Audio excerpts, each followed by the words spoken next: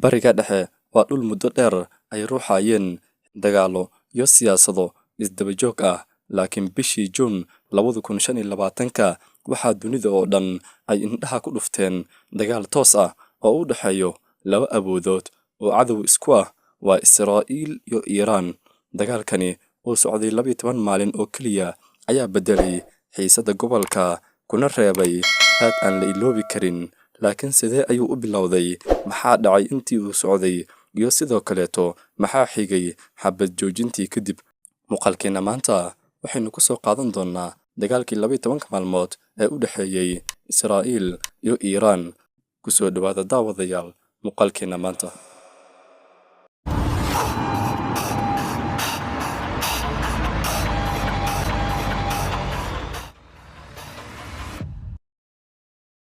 Khilaafka labada dal ma ahan mid cusub.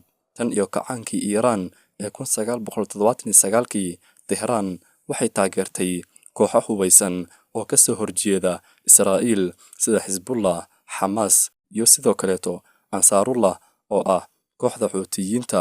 Dhanka kale, Israa'iil waxay fulisay weeraro qarsoodi ah, dilal iyo duqeymo ka dhan ah barnaamijka nukliyeerka Iiraan. Dagaalkani qarsoon ee socday tobanaanka sano ayaa ugu dambeyntii isu beddelay dagaal toos ah sanadka 2025. 13 Juun 2025, Israa'iil waxay bilowday weeraro ballaaran. Bartilmaameedyadu waxay ahaayeen xarumaha nukliyeerka, saldhigyada ciidanka, iyo hogaamiyayaal sarsare oo Iiraani ah. Weerarkani wuxuu sababay khasaare culus oo ka dhan ah Iiraan, halka Iiraan ay ka dhinteen 610 qof, halka Israa'iiliyiintu ay qariyeen dadka ka dhintay, laakiin waxay soo bandhigeen 30 qof oo rayd ah iyo sidoo kaleeto dhowr ciidan ah, laakiin in badan ay qariyeen waxay ka dhintay khasaaraha soo gaaray. Maalmihii xigay, Iiraan waxay qaaday weeraro argoosi ah oo xooggan. In ka badan 150 gantaal iyo 100 daroonis ah ayaa lagu duqeeyay Israa'iil, iyadoo habeen walba ay la kulmaysay magaalada Tel Aviv iyo Ashkelon iyo sidoo kaleeto magaalooyinka waaweyn. Gantaalada Iiraan ayaa ku soo dhacayay habeen kasta, iyagoo shacabka guumaystaha ay u hooyanayeen dhulka hoostiisa meelaha looga gabado gantaalada iyo madaafiicda. Magaalada Tel Aviv iyo kuwo kaleeto ayaa la ruuxay, saldhigyo ciidan ayaa burburay iyo sidoo kaleeto goobo lagu farsameynayay shidaalka. Inkastoo Iiraan ay adeegsatay gantaalo duugoobay, haddana waxay digniin ku bixisay inay haysato hub casri ah oo ka khatarsan kuwii hore.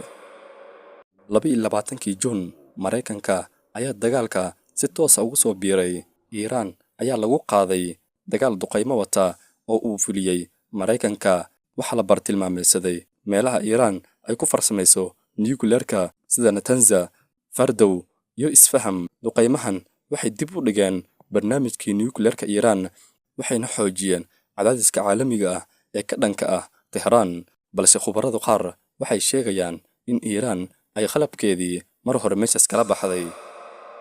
24 Juun, kadib 12 maalmood oo dagaal culus, waxaa la gaaray heshiis xabad joojin ah. Inkastoo rasaasta la joojiyay, xiisadda siyaasadeed iyo midda militariba weli waxaa taagan. Su'aashu waxay tahay, tani ma waxay dhammaad u tahay dagaalka, mise waa bilow wejigii ugu khatarta badnaa ee dagaalka?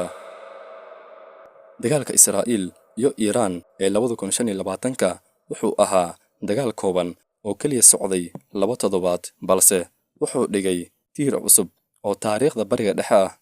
Gobolka ma noqon doono sidii hore uu ahaa, laakiin mustaqbalka wuxuu ku xirnaan doonaa go'aanada siyaasadeed iyo midda awoodeed oo ay qaataan labada dal, taas oo ku dhammaan doonto dagaal ama nabad. Su'aashu weli waxay taagan tahay, Bariga Dhexe ma heli doonaa xasilooni mise dagaallo cusub ayaa soo socda? Haddaba muuqaalkeena maanta intaas ayaynu ku soo gabagabaynaynaa. Fadlan daawade, haddaad nagu cusub tahay nagu soo bir, haddaad hore noola joogtayna fadlan muuqaalka like saar oo la wadaag asxaabtaada. Inta aynu ku kulmi doonno muuqaalkan muuqaalkiisa kaleeto, waxaan idinkaga tegayaa sidaas oo nabadgelyo. Wassalaamu calaykum waraxmatullaahi wabarakaatuh.